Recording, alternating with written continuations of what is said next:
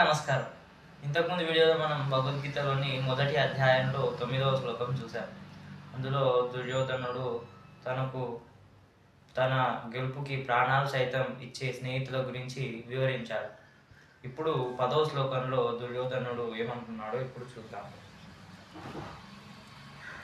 అపర్యాప్తం తదాస్మాకం బలం భీష్మాభిరక్షితం పర్యాప్తం త్విదమేతేషాం బలం భీమాభిరక్షితం. అంటే మన బలము అపరిమితంగా ఉన్నది.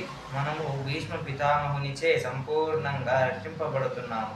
కాక భీమునిచే జాగ్రత్తగా రక్షింపబడే పాండవుల బలము పరిమితముగా ఉన్నది. ఇక్కడ దుర్యోధనుడు బలాలని అంచనా వేసి చెప్తున్నాడు. అంటే భీష్మ పితామహుడికి ఎన్నో యుద్ధాలలో పాల్గొన్నందున చాలా అనుభవం ఉంది. అతని అనుభవం ముందు భీముని అనుభవం చిన్నదిగా కనిపిస్తుంది. దీన్ని వివరించి ద్రోణాచార్యునికి దుర్యోధనుడు చెప్తున్నాడు. మన వైపు భీష్మ పితామహులు ఉన్నారు, వాళ్ళు మన సైన్యాన్ని అందరినీ కాపాడుతున్నారు. అందుకే మన గెలుపుకు అడ్డు లేదు. భీమునిచ్చే ఆ పాండవుల సైన్యం రూపొందించబడింది ఏ అనుభవం లేకుండా.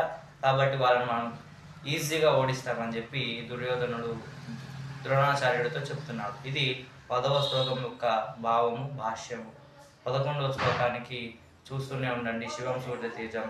జై